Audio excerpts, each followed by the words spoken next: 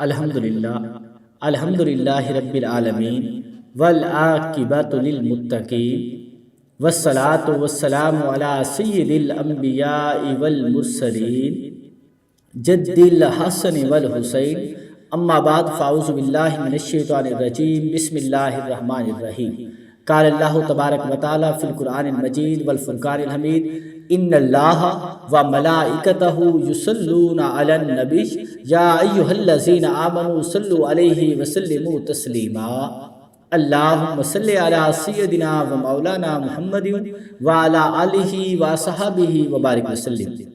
ناظرین، آج میں نے جس موضوع پہ گفتگو کرنی ہے، آج میں نے جس شخصیت کا ذکر کرنا ہے، وہ شخصیت بے مثل و بے مثال ہے، جو علم حدیث کی امام ہے، وہ شخصیت جو علم فقہ کی امام ہے، وہ شخصیت جن کے حضرت امام مالک رحمۃ اللہ تعالی علیہ جیسے شاگرد ہیں، جن کے شاگردوں میں نام امام ابو یوسف کا آتا ہے، جن کے شاگردوں میں نام امام احمد بن حنبل رحمۃ اللہ تعالی علیہ کا آتا ہے، جن کے شاگردوں کے شاگردوں میں نام امام بخاری کا آتا ہے، امام ترمذی کا آتا ہے، امام نسائی کا آتا ہے، امام ابن ماجہ کا آتا ہے، اور دیگر کثیر تعداد میں ائمہ کرام کے نام آتے ہیں۔ وہ ایسی شخصیت کہ جنہوں نے 1,00,000 علماء کرام پیدا کیے، 1,00,000 علماء کرام پیدا کیے، اور ان میں سے 800 سے 1,000 کے قریب علماء کرام ایسے بتائے جاتے ہیں جنہوں نے دنیا میں اپنا نام پیدا کیا، جنہوں نے علم فقہ میں اپنا نام پیدا کیا، جو بے مثل و بے مثال ہیں، فقہ کے امام ہیں۔ اس پوری دنیا میں اسلام کے فالوور تقریباً 80% 80 سے 85% جس فقہ کو فالو کرتے ہیں، اس فقہ کے امام حضرت امام اعظم ابو حنیفہ رضی اللہ تعالی عنہ، جن کا نام حضرت نعمان بن ثابت ہے، آپ کی شخصیت کے حوالے سے، آپ کی سیرت کے حوالے سے آج میں نے گفتگو کرنی ہے کہ وہ امام اعظم ابو حنیفہ رحمۃ اللہ تعالی علیہ جو صرف حدیث کے امام نہیں، صرف فقہ کے امام نہیں، بلکہ طریقت کے بھی امام ہیں، بلکہ شریعت کے اندر بھی ان کو ایک امام کا درجہ حاصل ہے، حقیقت کے بھی امام ہیں۔ قربان جاؤں، حضرت امام اعظم ابو حنیفہ رحمۃ اللہ تعالی علیہ کا زمانہ ہے، کا دور اقدس ہے، ایک بادشاہ کا دربار لگا ہے، ایک بادشاہ کے دربار میں ملحد آتا ہے، وہ جو اللہ تعالیٰ کو نہیں مانتا، ملحد آتا ہے، آکے بادشاہ سے کہنے لگتا ہے بادشاہ سلامت، میں خدا کو نہیں مانتا، مجھے کوئی دلیل دو، مجھے کوئی بتاؤ، کوئی ثبوت دو کہ خدا ہے، اللہ کی ذات ہے، ملحد ہے، خدا کا نہ ماننے والا ہے۔ بڑے بڑے علماء کرام آتے ہیں، اس کو دلیل دیتے ہیں، اس کو ثبوت دیتے ہیں، لیکن ناکام ہو جاتے ہیں، کوئی بھی اس کے سامنے ٹکتا نہیں۔ بادشاہ کہتا ہے دریا کے پار فلاں جگہ پہ امام اعظم ابو حنیفہ رہتے ہیں، وہ آئیں گے، تیرے سوالات کے جوابات دیں گے، تیرے ہر ایک سوال کا جواب دیں گے۔ قربان جو کچھ دیر گزرتی ہے، اتنے میں امام اعظم ابو حنیفہ رحمۃ اللہ تعالی علیہ آپ تشریف لے آتے ہیں۔ جیسے ہی آپ آتے ہیں، پوچھا جاتا ہے حضرت اتنی دیر ہو گئی، سب خیریت تھی؟ آپ بیان فرماتے ہیں جب میں آنے لگا میں نے عجب منظر دیکھا۔ میں نے کیا دیکھا کہ ایک درخت خود بخود کٹنے کے بعد اس درخت کے تختے بنے، وہ تختے بننے کے بعد وہ خود بخود اچانک سے وہ کشتی بن گئی، پھر میں اس کشتی کے اندر سوار ہوا، پھر خود بخود کشتی بغیر ملاح کے چلنے لگی، وہ کشتی مجھے لے کر یہاں تک آئی، میں نے دریا اس انداز میں پار کیا۔ ساتھ کھڑا ہوا ملحد ہنسنے لگا، کہنے لگا یہ کیسے ہو سکتا ہے؟ ایک دریا خود بخود کیسے کٹ سکتا ہے؟ ایک درخت خود بخود کیسے کٹ سکتا ہے؟ پھر اس کے تختے بنے، وہ تختی پھر کشتی بنے، پھر کشتی خود بخود چلنے لگ جائے، یہ کیسے ہو سکتا ہے؟ امام اعظم ابو حنیفہ رحمۃ اللہ تعالی علیہ فرمانے لگے اے ملحد، تیری عقل پہ پردے پڑے ہیں، جب ایک درخت خود بخود کٹ نہیں سکتا، خود بخود تختے بن نہیں سکتے، خود بخود کشتی بن نہیں سکتی، خود بخود کشتی چل نہیں سکتی، اتنی بڑی کائنات کا نظام خود بخود کیسے چل سکتا ہے؟ یہ سورج اتنا روشن ہے، یہ خود بخود کیسے اتنا روشن ہے؟ چاند اتنا روشن ہے، یہ خود بخود کیسے اتنا روشن ہو سکتا ہے؟ اتنی بڑی کائنات کا نظام خود بخود کیسے چل سکتا ہے؟ ہاں کوئی تو ہے، کوئی ذات تو ہے جس نے سورج کو روشنی عطا کی، کوئی ذات تو ہے جس نے چاند کو نور عطا کیا، کوئی ذات تو ہے جس نے ستاروں کو روشنی عطا کی، کوئی ذات تو ہے جو اس کائنات کا نظام چلا رہی ہے۔ قربان جو آپ بیان فرماتے ہیں وہ ذات اللہ تعالیٰ کی ذات ہے، وہ ذات وحدہ لا شریک ہے، وہ ذات خداوند حقیقی کی ذات ہے جو اس کائنات کے نظام کو چلا رہی ہے، جو اس کائنات کے نظام کو چلا رہی ہے۔ وہ امام اعظم ابو حنیفہ رحمۃ اللہ تعالی علیہ جو صرف فقہ کے امام نہیں بلکہ طریقت کے امام ہیں، شریعت کے اندر بھی ایک امام کی حیثیت رکھتے ہیں، اسی طرح سے حقیقت کے بھی امام ہیں، معرفت کے بھی امام ہیں، تصوف کے بھی امام ہیں۔ قربان جاؤں حضرت امام اعظم ابو حنیفہ رحمۃ اللہ تعالی علیہ، جب میں آپ کے شاگردوں کی، آپ کے اساتذہ کرام کی بات کرتا ہوں تو تقریباً کتب میں مجھے 800 سے 1000 کے قریب آپ کے اساتذہ کرام کے نام مجھے ملتے ہیں، جن میں ایک نام حضرت بہلول کا بھی ہے۔ میں نے حضرت بہلول کا نام پڑھا تو میں بڑا حیران ہو گیا کہ حضرت بہلول سے آپ نے کیا سیکھا ہوگا۔ فقہ تو آپ نے حضرت بہلول سے نہیں سیکھی، دیگر علوم بھی حضرت بہلول سے نہیں سیکھے، کیونکہ حضرت بہلول ایک مجذوب ہے، حضرت بہلول جو ہے مجذوب ہے۔ حضرت بہلول کا کیا انداز طریقہ تھا، کیا طریقہ کار تھا۔ حضرت بہلول دریائے دجلہ کے کنارے بیٹھتے، گھروندے بناتے، مٹی کے گھر بناتے۔ قربان جو حضرت بہلول کا یہ انداز تھا تو ایک مجذوب سے کیا سیکھا ہوگا۔ میں اس نتیجے پہ پہنچا کہ اس مجذوب سے آپ نے عشق مصطفیٰ سیکھا، اس مجذوب سے آپ نے عشق سیکھا، اس مجذوب سے آپ نے طریقت سیکھی، اس مجذوب سے آپ نے تصوف سیکھا، اس مجذوب سے آپ نے قربان جو حقیقت سیکھی۔ یہ سارے علوم آپ نے حضرت بہلول سے حاصل کیے۔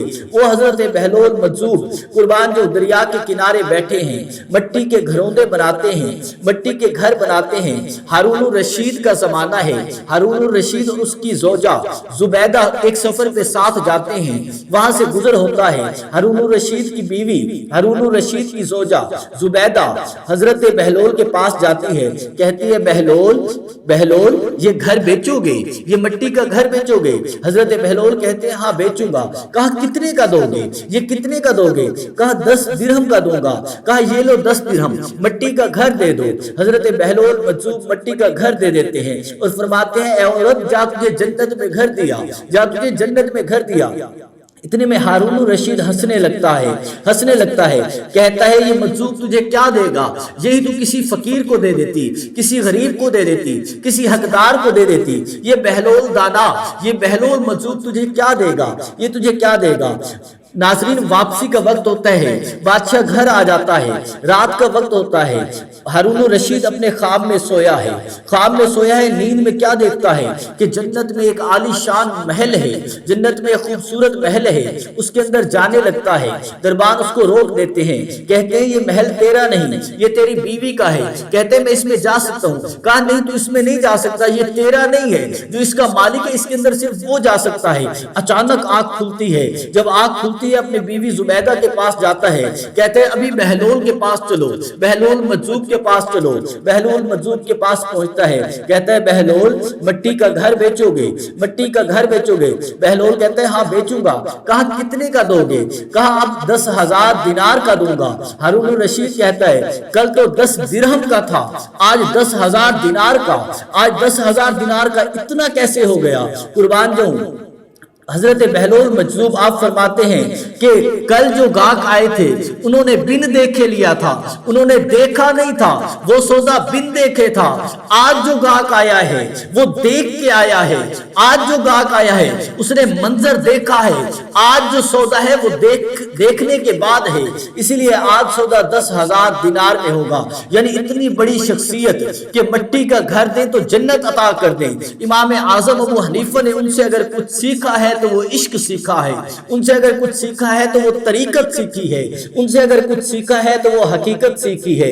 اور باقی علوم علم فقہ آپ نے جو حاصل کیا قربان جو حضرت امام جعفر صادق رضی اللہ تعالی عنہ سے آپ نے حاصل کیا۔ حضرت امام جعفر صادق بھی آپ کے اساتذہ میں آتے ہیں، اسی طرح دیگر علماء کرام ائمہ کرام بھی آپ کے اساتذہ میں آتے ہیں، اور آپ کے شاگردوں کی جو فہرست ہے وہ اتنی طویل ہے، اتنی زیادہ کثرت کے ساتھ آپ کے شاگرد ہیں کہ جن کا تذکرہ کرنا، جن کا ذکر کرنا بھی کافی مشکل ہو جاتا ہے۔ یعنی ایسے پائے کہ آپ نے شاگرد جو ہے وہ پروڈیوس کیے، ایسے پائے کہ آپ نے شاگرد جو ہے وہ پیدا کیے ہیں۔ ایک شخص میرے پاس آیا اور آ کے کہنے لگا a person met to me and asked me the fiqh of Imam Azam Abu Hanifa if against the Sunnah, as Imam Azam Abu Hanifa said that if my fiqh is contradict to the Sunnah, then you should follow the Sunnah, you should follow the Hadith, left my fiqh.